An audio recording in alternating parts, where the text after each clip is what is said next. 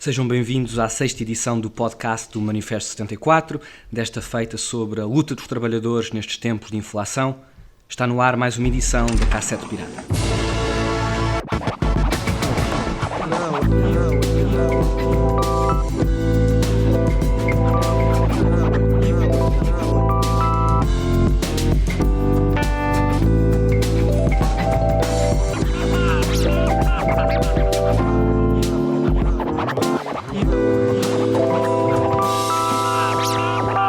Primeiro foi a Covid, depois foi a guerra, agora a inflação. Parece que para quem nos governa todas as desculpas são boas para o nosso trabalho valer menos no fim de cada mês. Para conversar sobre o que aí vem e sobre como lhe fazer frente, temos connosco o Rogério Silva, secretário-coordenador da Fiaquimetal, que, para quem não sabe, é a Federação Intersindical de algumas das mais importantes indústrias nacionais, como a metalúrgica, a elétrica, a farmacêutica, a química, a das celuloses, das minas de energia, só para citar algumas, não é?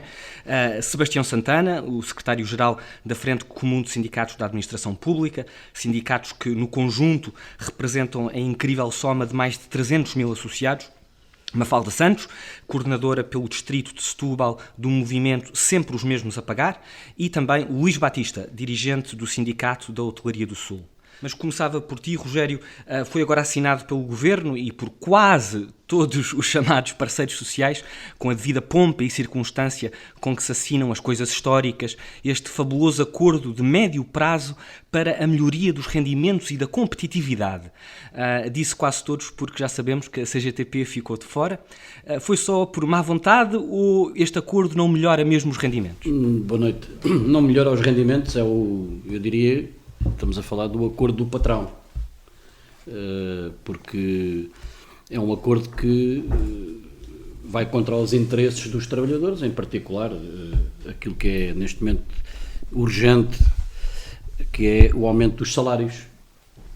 Como referiste há pouco, e bem, tem havido desde a pandemia uma instrumentalização da mesma, que houve com transferência de milhões e milhões de euros do erário público para o patronato, com o recurso aos layoffs, portanto não faltou dinheiro para os patrões,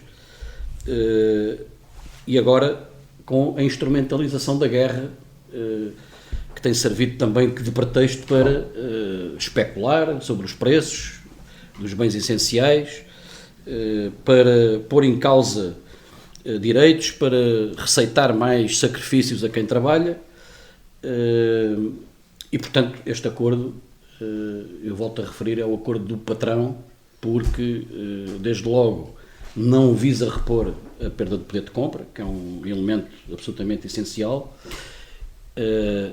volta a fazer uma transferência monumental de recursos públicos, seja por forma direta ou indireta, para o patronato, benefícios fiscais, 3 mil milhões de euros para o setor energético, com uma mentira monumental, segundo foi dito ontem, também tem como propósito dirigir-se às tarifas dos chamados consumidores domésticos, não é? É uma mentira pegada, ninguém acredita que as EDPs e as empresas que operam no mercado liberalizado vão baixar por sua iniciativa, os custos da energia. Se operam no mercado liberalizado, vão procurar, arrecadar o máximo de lucros que puderem, que aliás têm vindo a fazer. É o objetivo deles? Nas últimas décadas, os lucros da EDP, agora os últimos publicados, ascendem a 1.000 milhões de euros. Distribuíram 700 milhões de euros aos acionistas, portanto, tem sido este o registro, não é, nos últimos anos.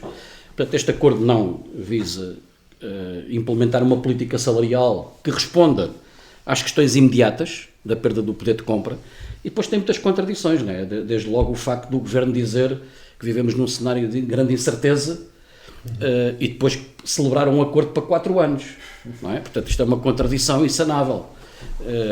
Portanto, é um dos traços, não é, que visa alimentar esta campanha de propaganda monumental. E depois, obviamente, não repõe outras matérias que para os trabalhadores são fundamentais, desde logo a reposição do pagamento do trabalho extraordinário, ao período antes da Troika, Pronto, e digamos que é muita parra e pouca uva, com este traço, não é? Com este traço que o governo do PS não descola, que é não valorizar salários, não dinamizar a contratação coletiva e a negociação coletiva, porque mantém, ou seja, não revoga as normas gravosas do Código, não é? Não repõe o princípio de tratamento mais favorável. Digamos que o tabuleiro continua inclinado, não é? Para o lado do patronato. Portanto, os trabalhadores deixam de ter na legislação laboral aquilo que já tiveram no passado, que é a possibilidade de negociar de forma livre, não é? Sem chantagem. Vão à negociação sempre debaixo da chantagem, porque a lei dispõe de uma ferramenta que o patrão pode sempre utilizá-la, ou aceitas ou não tens aumento salarial. E, portanto, permite-lhes mexer nos direitos, seja da componente remuneratória, seja depois nos outros direitos, não, nos mais direitos. E também o acordo não responde a uma questão que também é emergente, que é a valorização das carreiras. Isso é um problema que é transversal, não é? O Sebastião seguramente vai falar sobre isso, a questão das carreiras da administração pública, mas no setor privado e nos setores da indústria isso também se coloca, não é? É a valorização profissional de cada um daqueles que trabalha. Não há, hoje, grande parte da contratação coletiva do patrão, a tal que está bloqueada, tem carreiras profissionais. Para dar um exemplo, trabalhadores que desempenham tarefas com relativa simplicidade, tarefas que não têm grande complexidade técnica, há setores de atividade em que para chegar ao topo de carreira são precisos 14, 15 anos, mais tempo do que um médico, não é? Por exemplo.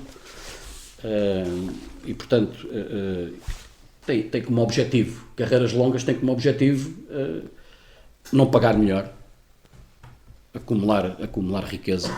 No fundo, são tudo instrumentos que servem para aumentar a exploração. É disso que estamos a falar, não é de outra coisa. Mas tudo isso com uma roupagem de foi a agenda do trabalho digno, este acordo para os rendimentos. São estes pacotes bem enfeitados, não é? Os proverbiais 125 euros do COS. Certo, são estes pacotes todos eles bem embrulhados, muito bonitinhos, não é? Esta ideia de... não é nova também, não é? A linguagem é que vai sendo adaptada, não é? Esta ideia de modernidade, não é? Modernidade, aqui há muitos anos atrás, já agora só fazer este apontamento, há muitos anos atrás, quando apareceu o Código do Trabalho, um dos argumentos também foi usado foi a modernidade.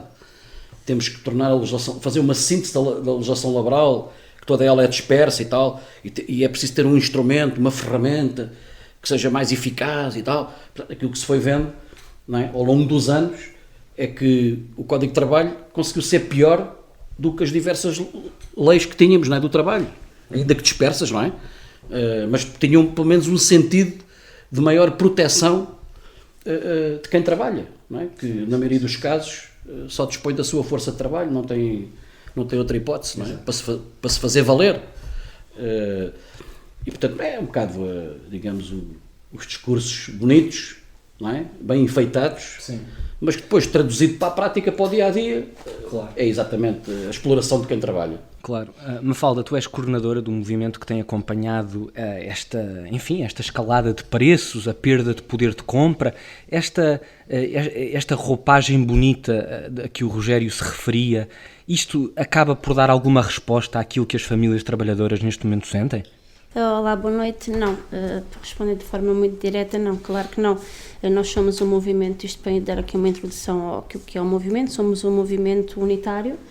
A maioria de nós, obviamente, somos trabalhadores, mas também temos alguns estudantes académicos connosco, e a nossa luta é justamente contra o aumento do custo de vida. Isto porquê? Porque, como estava o Rogério a falar, por exemplo, a valorização das carreiras, é uma coisa que não tem qualquer sentido. Isto porquê? Porque quando se faz o governo está neste momento a colocar os trabalhadores contra os próprios trabalhadores, exatamente por causa da valorização das carreiras. Porque eu trabalho na função pública, existe o assistente operacional, o assistente técnico e o técnico superior. E eu vejo que, por exemplo, a assistente técnica contra o assistente operacional, porquê? porque acha que devia receber mais, devia ter um ordenado mais elevado e só vê o aumento salarial para o salário mínimo nacional. Isto há uns 10 anos atrás, se não estou em erro, podem-me corrigir, um técnico superior ou um assistente técnico recebia se calhar mais 200 ou mais 300 euros com um assistente operacional. E eles, ao acabarem com as carreiras, estão a pôr trabalhadores contra trabalhadores. E a luta deveria ser, no geral, para o aumento geral de todos os trabalhadores. E nós, no movimento, temos a consciência disso. Temos também a consciência de que aquilo que nos dizem os mídias, a televisão e o próprio governo em si, de que o aumento do custo de vida tem a ver com as guerras e com a pandemia, isso não faz qualquer sentido. Nós não somos assim tão alheios àquilo que está à nossa volta, não é? Basta ver o lucro, não é? Exatamente. E eu tenho aqui, supostamente devem estar já desatualizados, mas, por exemplo, os bancos, os 6 maiores bancos, estamos aqui a falar de milhões, 617,4 de lucros, a Galp 420 milhões de euros, Jerónimo Martins 261 milhões de euros, a Sonai 118 milhões de euros, a ETPs, como o Rogério estava aqui a falar, eu tenho aqui... São números do primeiro semestre, sim, não é? Exatamente. Já são completamente ultrapassados. 265 milhões de euros. E nós questionamos neste movimento se estas empresas estão com tantos lucros, não é? Porque é que estas empresas não ajudam a fazer face a esta tal crise que estamos a atravessar, não é? Ainda há poucos dias vi na internet um texto de um sindicato de banqueiros, penso que é assim que se diz, bancários. Os banqueiros não costumam Estava aqui a falar em milhões e... Sim. E engraçado que isto, se não estou em erro, era em 2016 e eles estavam muito indignados porque lhes estavam a cortar grandes percentagens de reformas e pensões. E também o que eles alegam nesse vídeo é o aumento do custo de vida. E eu pensei, caramba, isto é um vídeo de 2016, nós agora estamos em 2022, ou seja, as desculpas são sempre as mesmas, E quem paga também são sempre os mesmos. Paga, exatamente. Daí o nome do movimento, que eles mesmos sempre a pagar, e se pesquisarem por nós nas redes sociais e quiserem aderir ao movimento, nós realmente precisamos, quanto mais melhor. E em relação, por exemplo, aos bens essenciais, estes dados que eu dou está tudo na internet, qualquer pessoa pode fazer estas pesquisas, não estou aqui a inventar dados. E provavelmente lá está, como disse há pouco, podem estar desatualizados porque isto está sempre tudo a aumentar, menos os salários e as pensões. Então aqui de bens essenciais, os valores que eu tenho, os últimos valores que eu tive acesso foi carne 17,5% de aumento, o peixe 15% de aumento, lactícios 12% de aumento, frutas e legumes 10%, material escolar 16%, os combustíveis 17,1% e a energia 24,5%, tudo de aumento, não é? E voltamos ao início da conversa, os lucros que estas empresas estão a ter e os trabalhadores não têm qualquer poder de compra e este pacote, penso que é plano de famílias que o governo do PS tem agora no momento dos 125 euros para trabalhador, 50 por filho, não faz qualquer sentido, nem nos vai aliviar a carteira de forma nenhuma, porque estes aumentos já estão antes da guerra, por isso é que nós, se tivermos um bocadinho de consciência e conseguimos perceber que isto da guerra é uma desculpa, por exemplo, a energia ou o gás, se não estou em erro, nem sequer vem da Rússia, não é? Não, pois, não faz sentido estar a dizer a quem vive e quem mora, aos portugueses, não faz sentido dizer ao povo português que o gás está mais caro por causa da guerra. Não, há coisas que basta às vezes pensar um bocadinho e não é preciso ter grande estudo para isso, mas realmente também como este governo corta muito na educação e na cultura, isso faz tudo parte, né? como é lógico. E estava-me aqui a referir aos 50 euros por filho, porque uma das coisas já desde a pandemia que este governo, a maioria de PS, esquece é dos filhos, por exemplo, com deficiência, não é? Quando houve a história das escolas fecharem, da telescola, há crianças que não têm capacidade para acompanhar a telescola, que é o caso do meu filho mais novo, não tem essa capacidade de acompanhar uma telescola, não é? E estas crianças nunca estão também incluídas nestes apoios do governo. Por exemplo, o meu filho deixou de ter todas as atividades de natação, as terapias, tudo por causa da pandemia, não é? Se eu for ao privado, elas existem. Claro. 150 euros, 30 minutos, não é? Por semana. E no público, que está na nossa Constituição, é um dever do Estado, não é aquela ideia de que o Estado deve sustentar os nossos filhos, não é isso, mas está na nossa Constituição, que o Estado tem o dever de me dar a mim melhores condições para poder fazer face a esta problemática que o meu filho tem, que não é culpa minha nem dele, claro. Não é?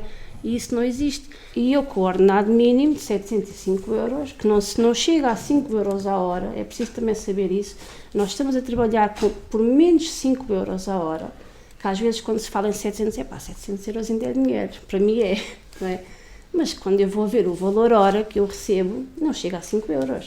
Se não estou em erro, é 4,75, não sei se estou a confundir aqui com o subsídio de almoço, que também é ridículo. Sim. Recebermos esse valor, não é? E lá está, eu com o meu ordenado, eu não consigo, e estamos a falar só desta problemática que o meu filho tem, não é? Eu não consigo pagar uma consulta, 150 euros. Não consigo pagar uma terapeuta, 30 euros por semana, porque é mais 200, não é? E depois a alimentação, e a renda da casa, e a água, e a luz, e a roupa, não é? E o material escolar. Isto são despesas que, e depois lá está, faz-nos sentir a nós, enquanto pais e enquanto trabalhadores, incapazes. O que não é verdade. Nós não somos incapazes. Nós não temos uma estrutura, não é? Não temos um governo capaz. Exatamente. Não temos um governo capaz para fazer face a isto, às nossas dificuldades, porque as empresas têm estes lucros todos. As próprias empresas têm falta de consciência, não é? E os trabalhadores também não têm aquela consciência de classe que deveria ter.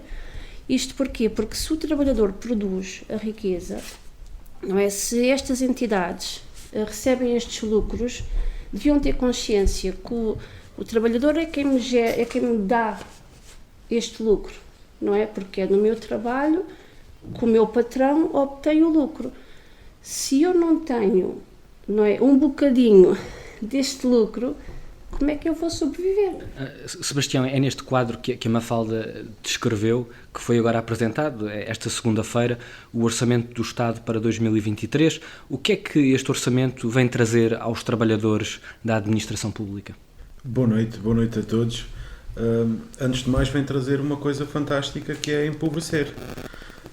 Os trabalhadores da administração pública chegaram a janeiro deste ano a perder, em relação a 2009, que foi o último ano em que houve um aumento digno desse nome, e mesmo assim contestado na altura, e bem, por ser insuficiente, chegámos a janeiro deste ano com uma perda salarial acumulada que ultrapassava os 15%. Se lhe somarem os 7,8% que previstos para este ano, vamos ultrapassar os 22%, não é? E mesmo com o aumento salarial, andaremos muito perto dos 20% de perda salarial. Eu deixei-me dizer uma coisa do que ouvi até agora, daquilo que vocês disseram. Nós colocamos a questão na parte das desculpas. Tudo é desculpa para baixar salários. Isto não é desculpa, é estratégia. Há uma estratégia de nos inventar uma desculpa. Exato. Que é a inflação, o aumento do custo de vida parece que caiu do céu aos trambolhões, não é? Depois vamos ver os lucros das grandes empresas. Exato. E percebemos que há uma fatia enorme daquilo que é especulação, pura e dura. Isto no Estado não é diferente, há uma estratégia para destruir serviços públicos, porque tu não consigas pôr o miúdo na escola quando era preciso, para que quando vamos ao Serviço Nacional de Saúde aquilo não esteja em condições suficientes para atender toda a gente e encaminhe a malta para o privado. E essa estratégia invariavelmente vai bater à porta dos trabalhadores da administração pública, que são sempre o elo mais fraco, não é? É onde há a relação com o patrão, é por ali. E os governos do Partido Socialista têm uma história maquiavélica nisto. Aliás, havia 4.000, cá estavas a falar das carreiras, da destruição das carreiras, havia mais de 4.000 carreiras na administração pública. A malta pode pensar, que exagero do caraças, 4.000 carreiras. Mas isto é relativamente fácil de perceber, não é? Se nós pedirmos a um canalizador para fazer uma instalação elétrica, aquilo tem tudo para correr mal. Se nós pedirmos a um médico para dar aulas, aquilo também não vai correr bem. E, portanto, não se pode... Há aqui espartilhos, não é espartilhos, há partições de carreiras. Exato. Que têm que existir mesmo porque a prática do trabalho a isso obriga. O que é que o Governo fez? Fez uma coisa espantosa, o Governo do Sócrates, na altura, com a Lei 12A de 2008, se a memória não me falha, foi transformar mais de 4.000 carreiras em 3. Isto é uma habilidade digna do Copperfield, não é? Conseguir fazer uma coisa destas. O que é certo é que fez. Fez, e com reflexos que ainda hoje se vêem na administração pública e com prejuízo para quem, naturalmente, para quem lá trabalha e para as populações que são servidas por quem lá trabalha. Vou-vos dar um exemplo concreto. Um assistente operacional. É uma coisa, há a malta que diz que é assistente operacional e depois há a malta que diz que não, eu não sou nada assistente operacional e acho que fazem muito bem. Tem a profissão deles. Um auxiliar de ação educativa não é a mesma coisa que um auxiliar de ação médica. Um fiel de armazém não é a mesma coisa que um motorista. Exato. Um canalizador, como eu disse há pouco, não é o mesmo que um eletricista. E podíamos ficar aqui a noite toda com exemplos destes que por acaso estão todos na mesma carreira que é a de assistente operacional. Isto permite o quê? Uma Câmara abre um concurso para assistentes operacionais, uma Câmara Municipal de um lado qualquer, contrata um assistente operacional. O assistente operacional pode ser desde carpinteiro a motorista, como estar numa piscina a tomar conta daquilo, como ser jardineiro, como ser coveiro, como ser, enfim, o que muito bem apetecer. É uma polivalência estúpida. Isto, como é um podcast descontraído, eu vou dizer coisas destas. É uma polivalência desadequada que tem como objetivo central destruir a administração pública e os seus serviços. É um caminho que se tem agudizado muito nas últimas décadas. Não é? Tivemos o boom dos serviços públicos a seguir à Revolução de Abril, e ainda bem que ela aconteceu, porque caso contrário a administração pública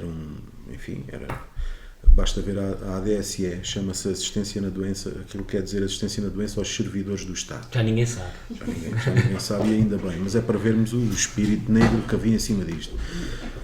A seguir, o capital, no processo contra-revolucionário, percebe, espera aí, que esta malta está a ter muitos serviços e muitos direitos e a gente tem que começar a cortar com isto o mais brevemente possível, e é nessa senda que eles andam desde que se lembraram disso até agora, desde que tiveram condições para avançar para aí. A malta tem oferecido uma resistência enorme a isso, e este orçamento de Estado, voltando à conversa, não foge a esta linha de pensamento. Vendem-nos coisas bonitas, como a plurianualidade dos salários. E esta perspectiva de futuro, como o Rogério já dizia, num quadro destes, em que a gente não sabe sequer se vai chover amanhã, estarmos a falar em garantir que no próximo ano vamos ter aumentos de não sei o quê, que no outro ano vamos ter aumentos de 200 euros e que o caminho é para ser feito nessa direção, é uma conversa, e vão-me desculpar se alguém do Governo tiver a ouvir isto, um pouco desonesta, porque não fazemos ideia. E a Frente Comum tem insistido na negociação de salários anuais porque é hoje que a malta está a perder os 7,8%. E é hoje agora, em outubro de 2022, não é só em janeiro de 2023. Portanto, a resposta é para já. E depois, em 2023, eu sei lá, se não aparece aí outra pandemia, uma guerra mais perto, uma catástrofe qualquer que vai nos obrigar a todos a reequacionar as reivindicações que temos e a luta que vamos ter que desenvolver para lá chegar, são quadros dinâmicos. Portanto, estar-se a assumir agora um acordo que, no fundo, quer dizer espremido, que hoje não se faz nada e depois da manhã logo se vê, se isto é um acordo digno de ser assinado, isto é verdade para aquilo da concertação social e para aquilo que se passa nas mesas negociais. É que é um acordo de princípios. Os acordos de princípios não precisam de ser firmados, não é? A gente conversa aqui e podemos combinar, olha, daqui para um ano vamos estar aqui todos a almoçar. E hoje dizemos isso e escrevemos num papel. E depois a vida é do caraças. E a gente daqui para um ano, um está com uma perna partida, a outra filha emigrou e foi lá visitá-la, e o outro foi avô e não sei o quê. O outro tem a companheira grávida e não pode estar. Tu tens outro filho e não há almoço para ninguém. E ninguém... Pronto, porque as circunstâncias mudaram. Não é nenhuma questão dogmática. É uma questão concreta. Claro. E para além disso, esta proposta, em termos salariais, é uma miséria franciscana. Deixa os trabalhadores a continuar a empobrecer. Este caminho que era preciso interromper desde já, que era pelo menos garantir que este ano a malta não perde mais dinheiro e é ressarcida daquilo que perdeu este ano. Só este ano, cada trabalhador da administração pública vai perder um salário, em média. É disso que estamos a falar. E o Governo diz, e já foi perguntado sobre isso, o que é que vai fazer a isto, e o que eles dizem é, não vamos fazer nada. Ou seja, vamos deixar a malta a empobrecer até janeiro do próximo ano, para depois fazer o quê? Continuar a empobrecer. E perante este caminho não há nada que se possa dizer.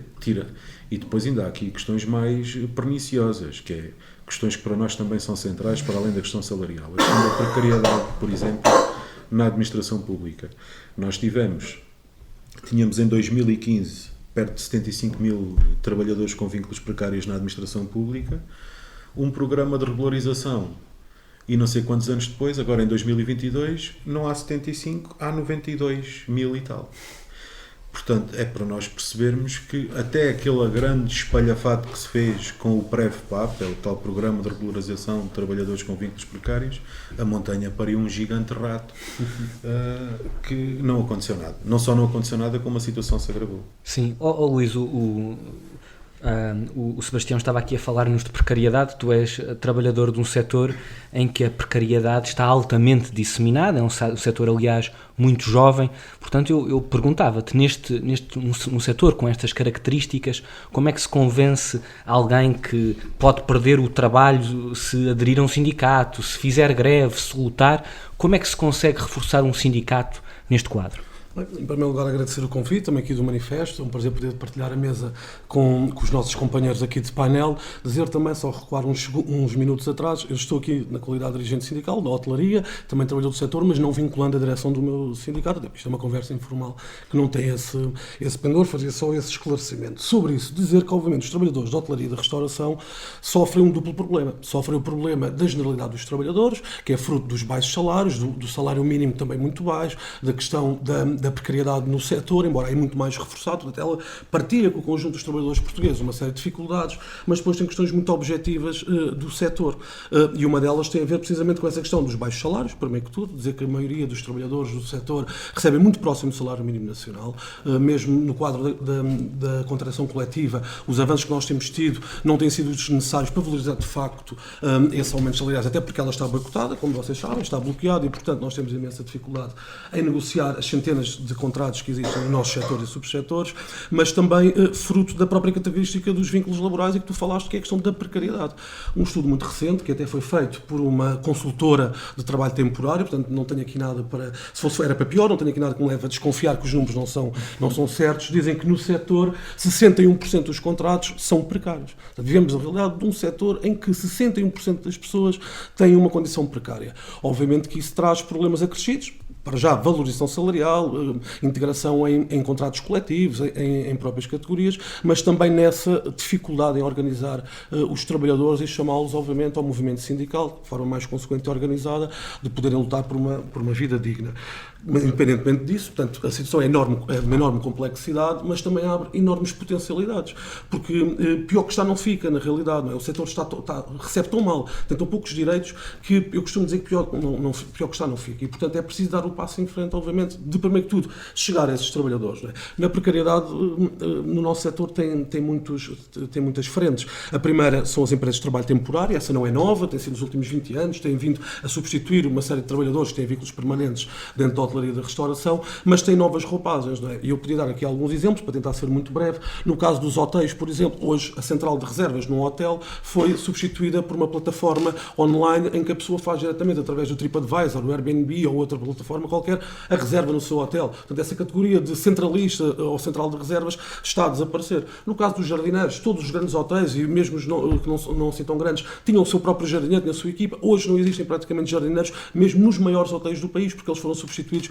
por empresas de outsourcing externas que são contratadas. As empregadas de andares, hoje, por exemplo, em grande medida, não tanto como os jardineiros ou como a central de reservas, foram substituídas pelas empresas de limpeza industrial que vão ocupando o lugar das empregadas de andares. Portanto, não é só difícil as nossas condições de trabalho, como o próprio tecido social daquilo que eram os trabalhadores da hotelaria e da restauração tem sido claramente alterado. E, portanto, tudo isso transforma a situação, obviamente, de uma enorme complexidade, mas também de uma enorme exploração. E é por isso que eu acho que há aqui condições objetivas para levar estes trabalhadores a organizarem-se.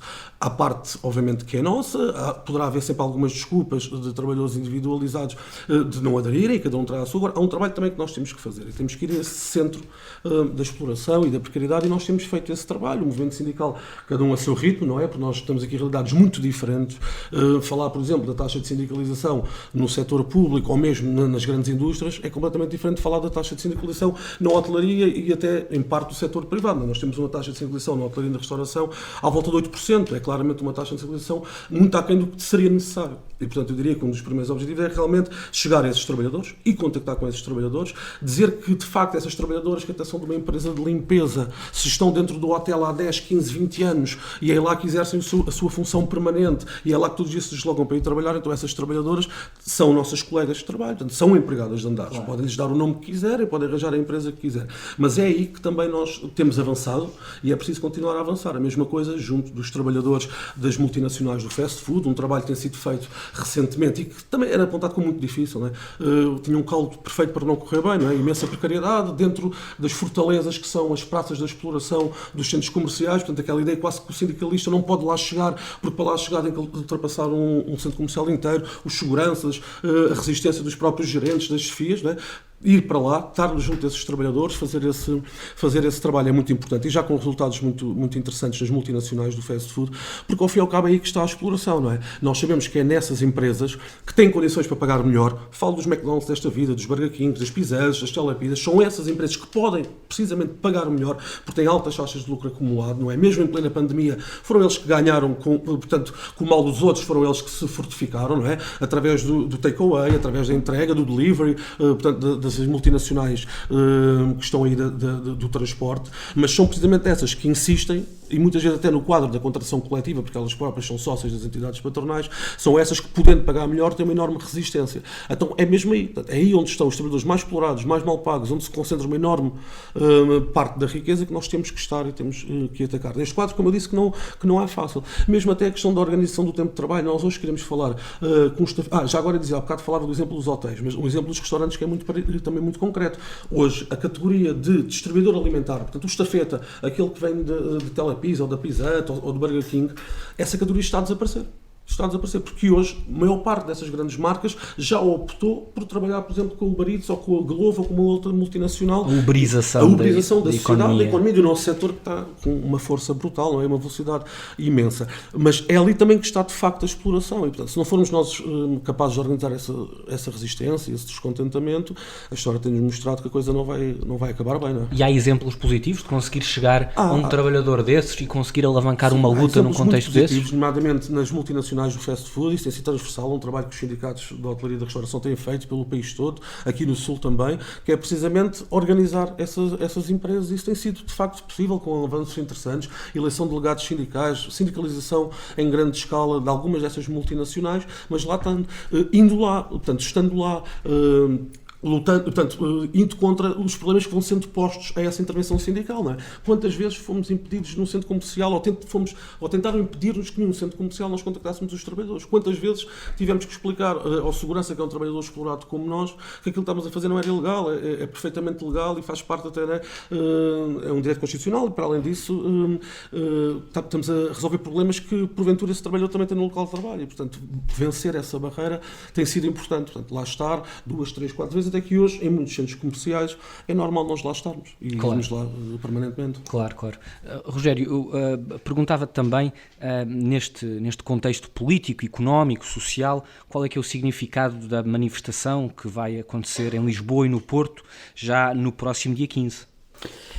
Antes de ir a essa questão, eu acho que valia a pena desmontar aqui um argumento que tem sido utilizado nos últimos tempos, também um pouco nesta linha de pensamento único, não é?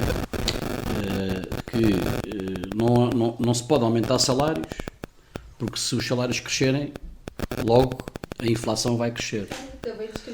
E, portanto, isto não é nenhuma verdade absoluta, não é? Não é nenhuma verdade absoluta, não há, de entre os catedráticos de economia e daquilo que se ensina nas faculdades, não há nenhuma verdade absoluta sobre esta matéria. Há uma coisa que é impossível esconder, que é só é possível fazer face ao nível de vida que se vive hoje com salário. Ponto final.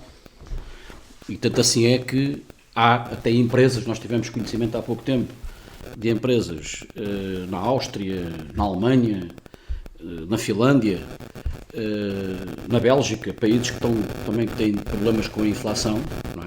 Alta, trabalhadores que alcançaram 10, 15%, 16% atualização salarial. E mesmo aqui em Portugal, a nossa escala pequenina, tivemos Exatamente. aqueles pequenas reposições que se ora conseguiram, bem, muito ora bem, insuficientes, mas dizia-se que a economia vinha abaixo. E não é? abaixo. Bom, todos nos recordamos.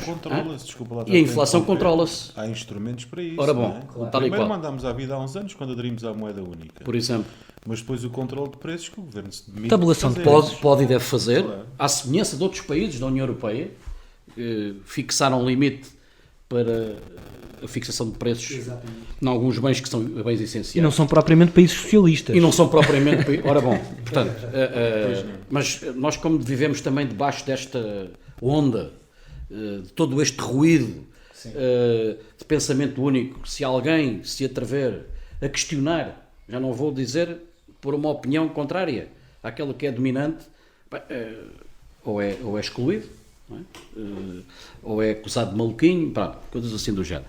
Portanto, mas é preciso vincar este aspecto que é muito importante, esta ideia que estão a vender como uma coisa absoluta, que não é, a vida já demonstrou que não é assim. E eles sabem que não é assim, sabem disso. Isto está aí a servir, uma vez mais, também de pretexto para acumulação de riqueza.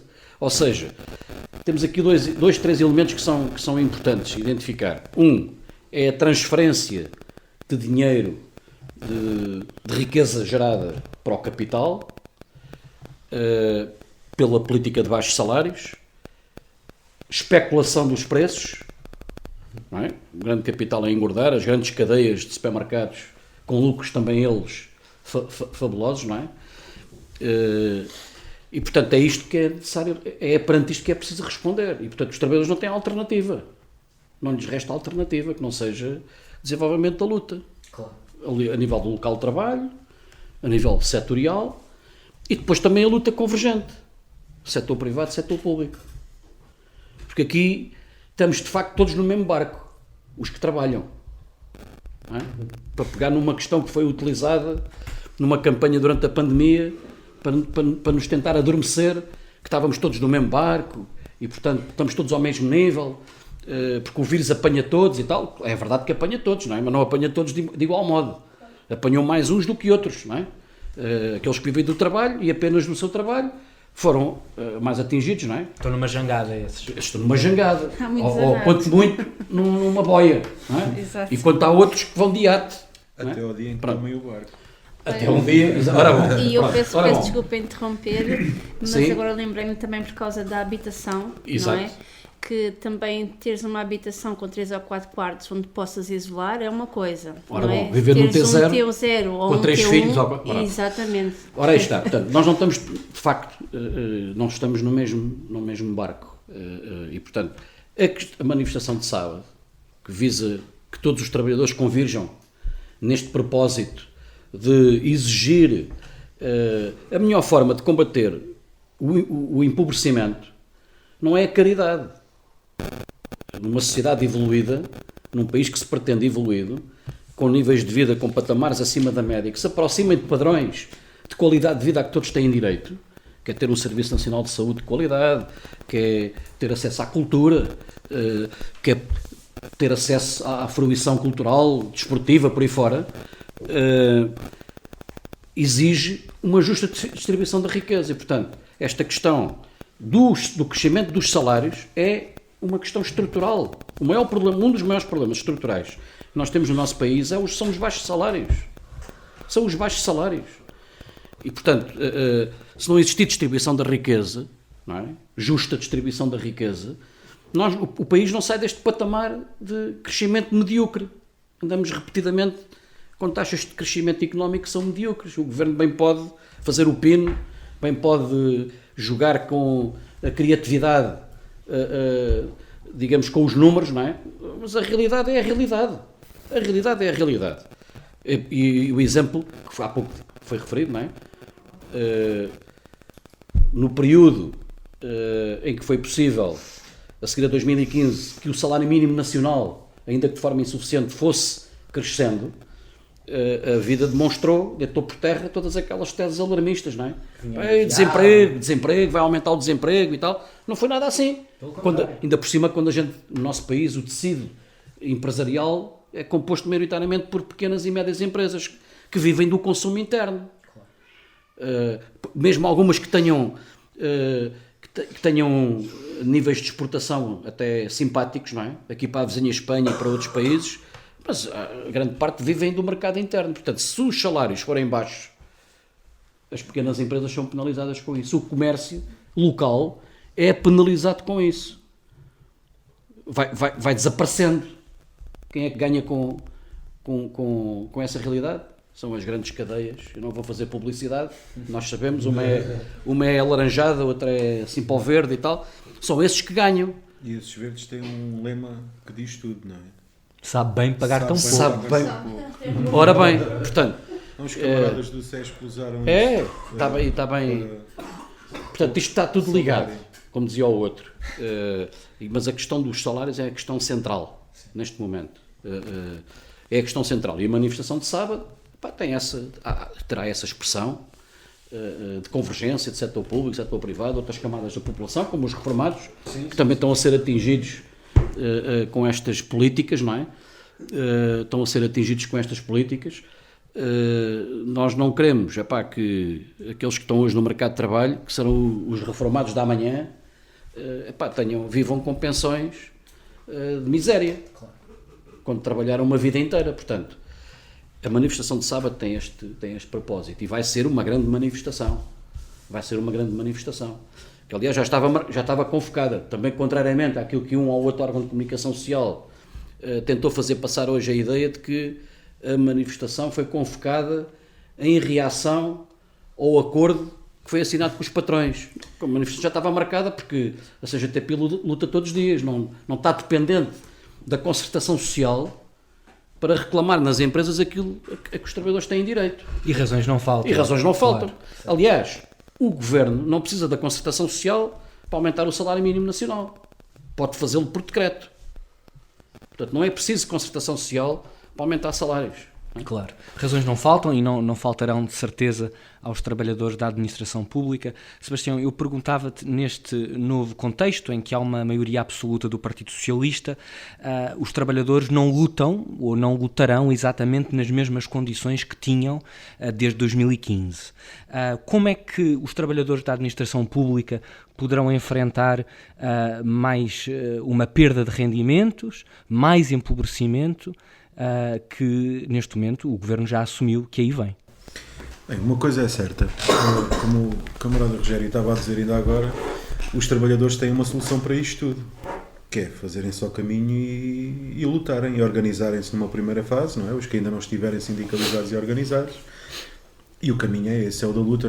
A questão não é... eu não gosto muito da expressão do não há outro, no sentido de não querer fechar, mas é que objetivamente a solução é essa. É esse caminho que vai abrir as portas todas que a malta precisa, é a da luta.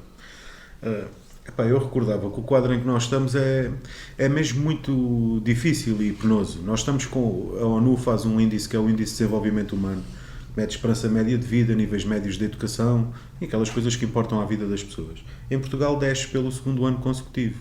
Portanto, isto não é apenas uma questão a que se possa dar uma resposta pontual, tem que haver uma resposta estruturada.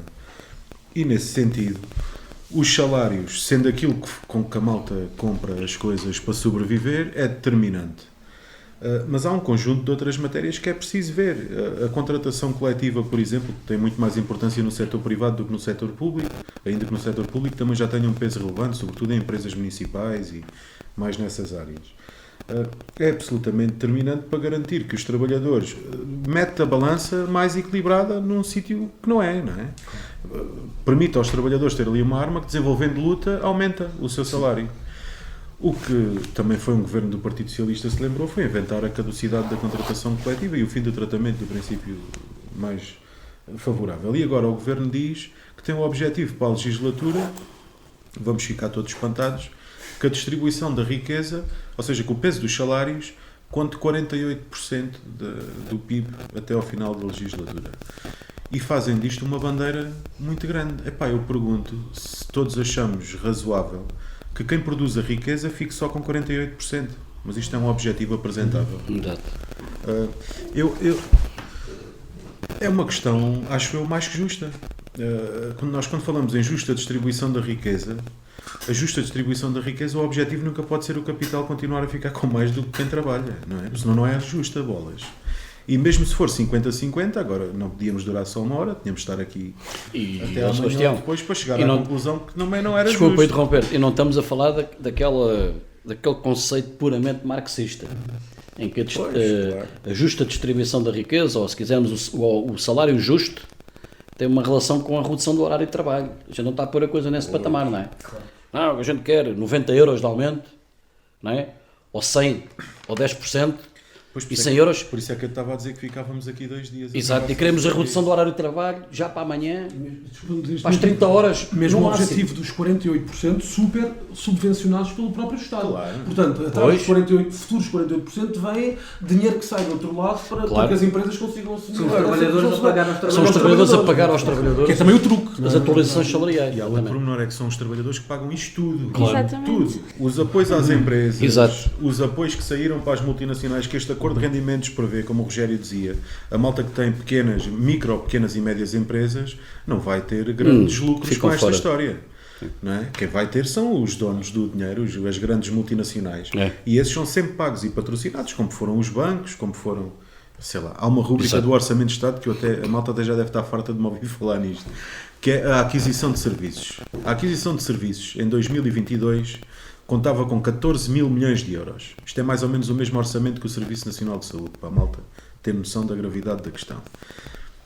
De 2021 para 2022, esta verba subiu 986, se a memória não me falha, peço desculpa aos ouvintes do podcast, se não for o valor rigoroso, mas creio que eram 986 milhões de euros, que foi acrescentado, por isso é que chegou aos mais de 14 mil milhões.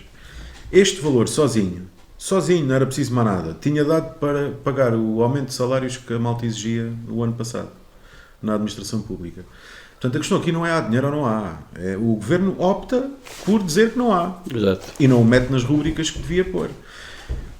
E indo agora àquilo que estavas a perguntar, a questão do desenvolvimento da luta e como é que a gente lá vai chegar. A primeira fase é o dia 15 já, não é? Que é uma luta que é de toda a gente, é uma luta convergente, promovida pela CGTP e ao qual os sindicatos da Frente Comum aderirão com certeza e estão a trabalhar já, aliás, mal seria, não é? Que esta distância não tivessem. E é esse o foco agora. A seguir a isso, a luta dos trabalhadores da administração pública vai ter que continuar a desenvolver-se também. Porque não é possível aceitar um quadro de desvalorização salarial e dos próprios serviços públicos. Não há nenhuma luta da Frente Comum, desde que há Frente Comum, que um dos objetivos não seja o reforço dos serviços públicos e das funções sociais do Estado. A malta não faz isto à toa. É porque temos noção da importância do trabalho da administração Mas pública. na pandemia vocês foram valorizados. Então não fomos. Palmas Palmas à janela. à Exatamente. janela, taxas à janela. Não, mas é que... O Primeiro-Ministro valorizou-vos bastante. Mas houve aqui um pormenor. Estava na linha da Não, frente. mas aquilo serviu só para uma coisa. Eu até nem sei se devia estar a colocar isto assim, mas vou colocar. Havia aquela história mítica, não é? Do trabalhador da administração pública, é o gajo gordo, careca, sentado a uma mesa, que não faz nada o dia todo, ainda por cima ganha muito bem. Exato.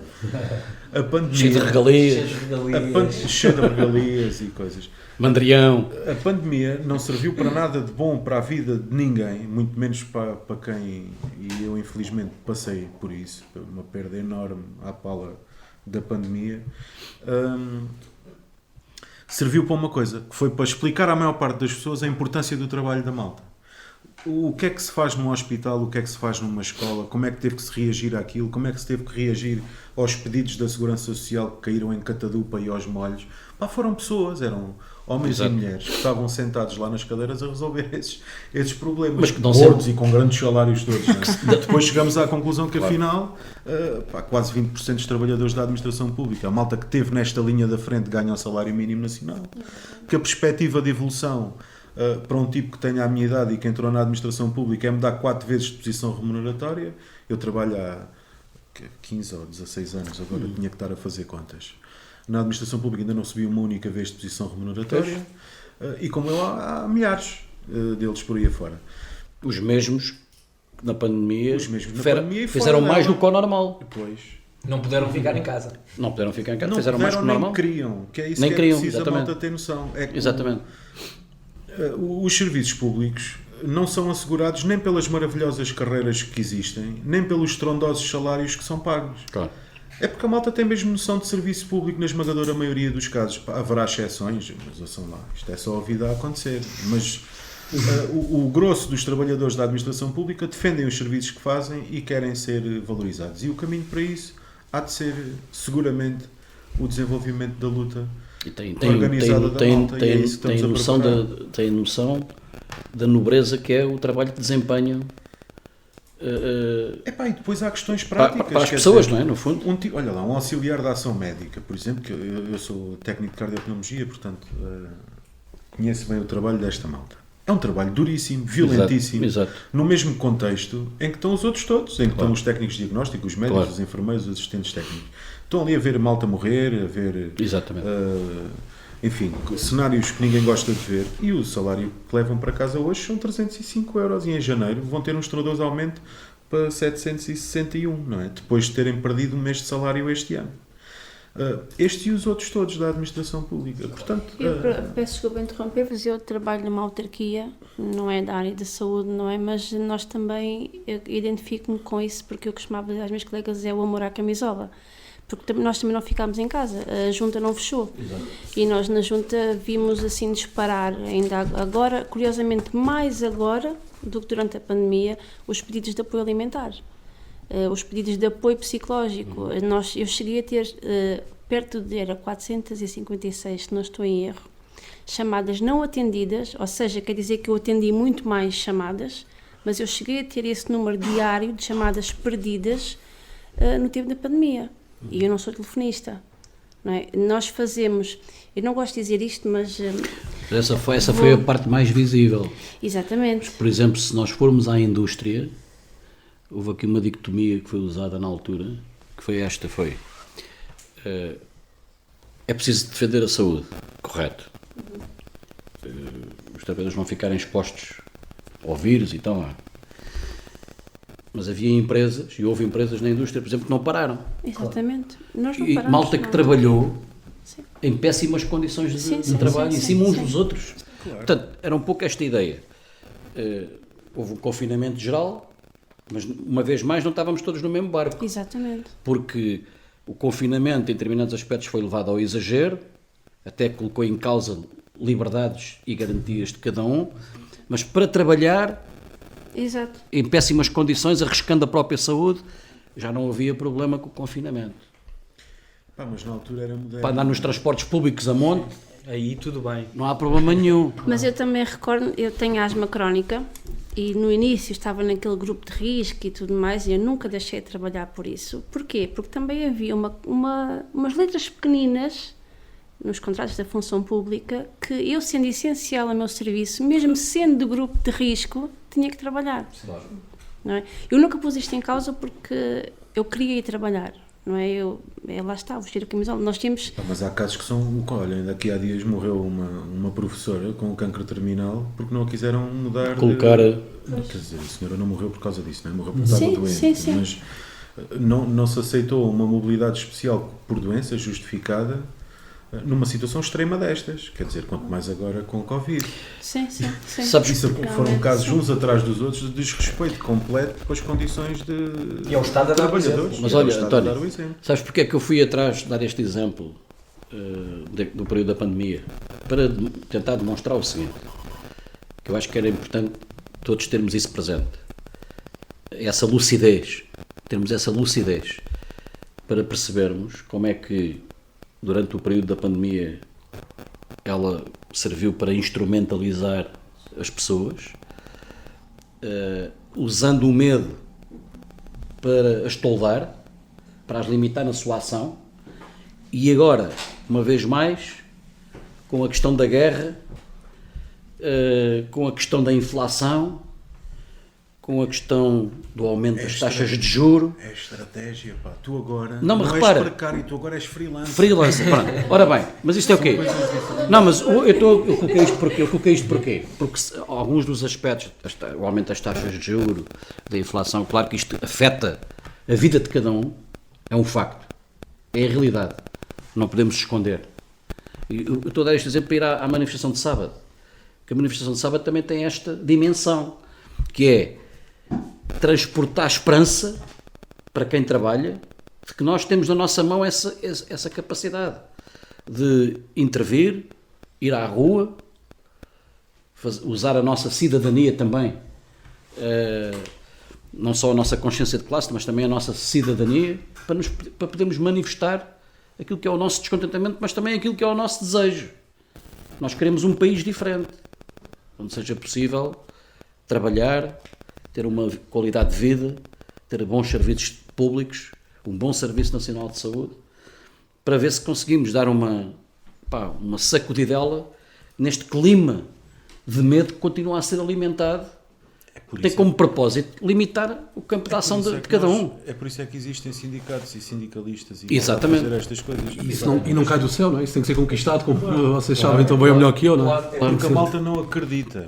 É uma questão de acreditar que se pode mudar a realidade. Nós sabemos que a realidade só se muda assim. Exato. A próxima coisa que temos para fazer é o dia 15. A seguir, onde haver para aí mais dias 15, não é? Com o governo e com a política internacional a continuar como está, a haver mais. E o governo sabe, Sebastião, o governo sabe que vão haver mais dias 15. Eu só estava a tentar reforçar. Por isso é que se apressou, a fazer aquela cena deste fim de semana, não é? Os trabalhadores estão aquela a ser encenação, empurrados para a luta. Aquela encenação que foi feita este fim de semana do acordo e tal, tem um propósito, que é antecipar, tentar, digamos, retirar... Sobre isso, desculpa, é porque isto é hoje, depois, sexta-feira, já não serve. É que o governo apressou-se a assinar o acordo com os patrões, não é? Exato. E com os representantes dos patrões de uma maneira geral. Com os patrões. Está bem. Temos pedido à negociação suplementar destas questões salariais e tal da administração pública. O governo não ficou nada preocupado em, antes de apresentar o orçamento, ter este dossiê completamente fechado connosco. Ou seja, vamos ter reunião sexta-feira de negociação suplementar pedida por nós, e com os patrões tiveram que acertar isto tudo no fim de semana rapidamente. Nós podemos esperar porque, pronto, o objetivo deles não é passar-nos cartuchos, mas vão ter que passar. Pois. E depois a primeira prova disso é já no dia 15. Desculpa, estavas aqui a dizer como é que se ajuda um trabalhador a ganhar consciência que tem que ir à luta, não é? E eu, enquanto trabalhadora, posso dizer que, aqui como a Rogério estava a dizer, eu tento sempre dar esta consciência de que os direitos que nós temos hoje foram ganhos através de lutas, não é? E eu, especialmente enquanto mulher, estou aqui hoje sentada e a voz que eu tenho hoje, tenho por causa do movimento, não é, social que foi feito pelas mulheres. Tudo o que nós temos hoje foi conquistado. O aumento salarial foi conquistado através de lutas, os nossos direitos, é tudo através da luta. E o trabalhador tem que ganhar essa consciência. Há pouco falaste da reposição de salários. Eu posso dizer que pessoas que tiveram uma reposição de 50 e poucos euros depois tiveram que pagar 41 de IRS. Pois. Não é? Exato. Não faz sentido nenhum continuarmos com políticas destas, não faz. Há uma Constituição da República Portuguesa, eu costumo dizer que foi o livro mais bem escrito pelos portugueses. Se dedicarmos um bocado de estudo à nossa Constituição, nós conseguimos ganhar uma consciência das obrigações do Estado. Dos nossos direitos. E dos nossos direitos, não é? Por isso, eu, enquanto trabalhadora, e aqui com o movimento sempre vimos a pagar, eu apelo para que vamos todos à manifestação no dia 15, para o aumento salarial. Sim, Luís, estamos aqui a falar sobre formas de intervir e tu no teu setor, com certeza que saberás que perante este mundo que está num processo de mudança muito acelerada, há bocadinho falavas sobre o processo de uberização das novas plataformas digitais e os próprios ventos de mudança que sopram a nível internacional, isto vai obrigar o movimento sindical e os sindicatos a encontrar novas formas de agir, de intervir, de lutar. Qual é que é a tua experiência? Eu tenho dito que, obviamente, eu disse há pouco, o momento é de enorme complexidade, mas que abre também enormes perspectivas de trabalho e de reforço, precisamente pelo estado em que o capitalismo está a levar a esmagadora maioria dos trabalhadores, não é? Mesmo aqueles que até um determinado momento, através da contratação coletiva e das lutas que desenvolveram no seu local de trabalho, iam conseguindo de alguma maneira que os seus salários, os seus direitos, não é? E outro tipo de conquistas da contratação coletiva tivessem assegurados e desse aqui realmente condições para poder viver um pouco melhor, até esses trabalhadores veem o seu nível de vida profundamente atacado. E antes disso, deixa-me só dizer uma questão sobre a inflação. Normalmente, para haver inflação, há duas questões essenciais que justificam esta inflação, ou seja, ou é através do aumento dos salários, não é? Portanto, os salários aumentam tanto que as pessoas adquirem um poder de compra gigante que as faz transformar, porque é quase um cenário inventado, não é? Mas que as transforma em loucas consumidoras que vão rapidamente gastar o seu salário, que é coisa que nós vemos que não assiste, porque com os trabalhadores da administração pública tiveram um aumento de 0,9%. A esmagadora maioria do setor privado não conseguiu sequer nenhum aumento, exceção feita onde se conseguiu ter força na contratação coletiva para aumentar. Portanto, não sendo através do aumento dos salários, que não foi de facto, só pode ter sido através da acumulação do lucro. A acumulação de lucro, e foi isto claramente que aconteceu. E os números do primeiro semestre sobre as principais empresas e multinacionais, seja na banca, seja na energia, seja também na alimentação, no setor retalhista, prova isso mesmo. A acumulação brutal de lucros. Portanto, estes senhores não nos venham dizer que não foi nem por aumento, nem por escassez da oferta, porque mesmo onde existiu, os preços, portanto, foram revistos e permitiu uma taxa de lucro gigante. Não foi só para tapar o buraco do aumento do custo às empresas, foi subir ainda mais na escalada. Portanto, não foi por uma questão da oferta e não foi porque os nossos salários tenham aumentado. Dito isto, os trabalhadores da hotelaria e da restauração, obviamente, têm muitas razões para participar no dia 15 e para somar a sua luta à luta dos restantes trabalhadores.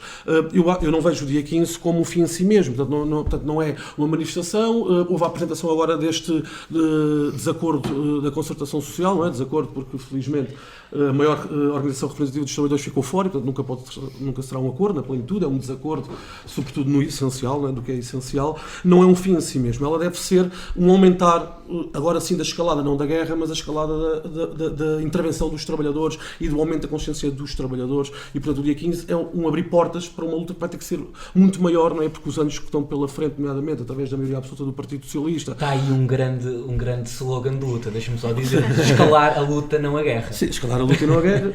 Pensei agora nele, não estava escrito, está bem, pensei agora, mas qualquer maneira, sim, acho que é mesmo que isso é preciso. Mas acho que há aqui uma questão diferente, que é, uma coisa é sabermos que vamos aos locais de trabalho e entregamos um documento que diz que há uma manifestação no dia 15. E estamos a fazer uma parte do nosso trabalho. Estamos a informar os trabalhadores. Outra coisa é conseguir fazer, confluir lutas, né, que terminem no dia 15. Ou que, portanto, não é que termine no dia 15, é que aquele caminho daquela luta em concreto possa ter expressão no dia 15. E isso é o mais importante. Isso consegue-se, portanto, levando as questões concretas às questões gerais da luta dos trabalhadores, consegue-se falando com as pessoas. Não é indo só distribuir o documento à porta da unidade, ou do restaurante, ou da cantina, não. É reunindo, fazendo o maior número de plenários possíveis, tentando falar com as pessoas, explicando que há aqui uma correlação direta entre os problemas que vivem no local de trabalho e depois os problemas do país e as opções do governo. E isso dá muito trabalho.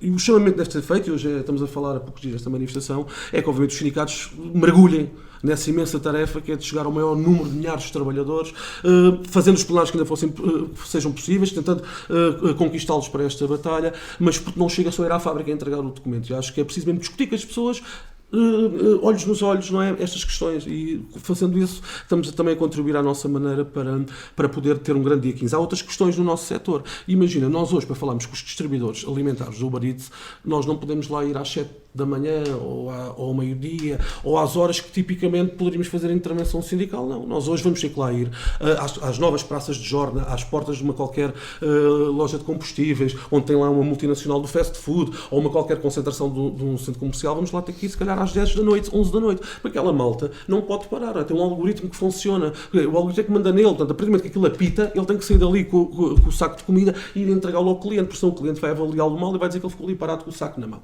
Isto abre também, obviamente, temos que ter esta questão em conta, abre também novas exigências ao movimento sindical, que é estar também junto destes trabalhadores precários, que não é tão fácil como era há uns anos atrás, e não é de facto, nós sabemos que não é. Se nós fazemos a avaliação que as relações do trabalho, os novos arranjos que aqui criaram, a abrição da sociedade tem efeitos concretos, também temos que perceber que isso obviamente leva-nos a agir, portanto, uma enorme, eu costumo usar a expressão que é uma enorme flexibilidade tática e uma enorme rigidez nos princípios. Portanto, adaptar-nos à nova realidade sem abdicar 1 centímetro dos nossos princípios como representantes, elementos da vanguarda dos trabalhadores, não é? Elementos mais ativos dentro do movimento dos trabalhadores. Sim, e tu falavas dessas dificuldades que são objetivas, mas há outras dificuldades que são subjetivas, ou seja, muitas vezes os trabalhadores, pelo seu próprio estado anímico, pelo cansaço acumulado, têm pouca disponibilidade para a organização, para reuniões, para leituras, e isso obriga-nos a ter que agir e que intervir de uma forma E diferente. até na própria, só dizer isto também, até na própria questões do movimento sindical.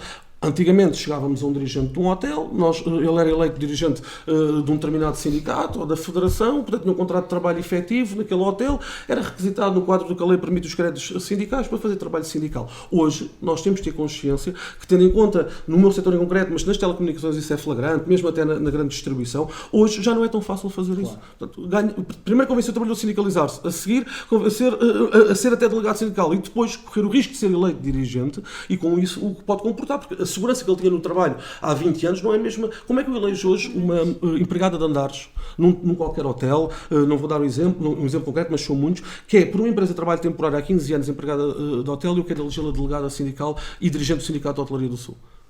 Ou de outro sindicato qualquer. Temos aqui, obviamente, questões que nós temos que nos adaptar e pensar. Até mesmo na negociação coletiva. Eu estive numa reunião uma vez na DGER, na conciliação, de prevenção de conflitos, e chamámos uma determinada empresa de limpeza dessas multinacionais. E ela disse uma coisa muito interessante lá no Ministério. Disse, é a primeira vez que eu estou a reunir com um sindicato de hotelaria.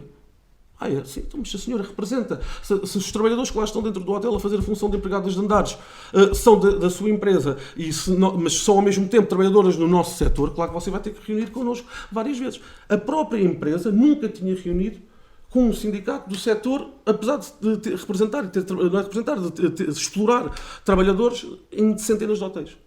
Portanto, estas também são realidades que nós vamos obviamente ter que, apesar da lei, e portanto os camaradas saberão tão bem ou melhor que eu, a lei diz que esses trabalhadores deveriam estar em última análise ao abrigo da contratação coletiva dos trabalhadores do hotel. Sim. Mas temos um longo caminho para percorrer nesse sentido. Mas acho que é através deste trabalho, não é, que nós podemos obviamente reforçar e portanto com uma enorme flexibilidade tática, mas uma enorme rigidez nos princípios revolucionários que nos devem nortear. Muito bem, todos os caminhos conduzem à luta, já no dia 15 e muito para além dessa data. Agradeço a todos a vossa participação, está finalizado mais uma edição da Cassete Pirata.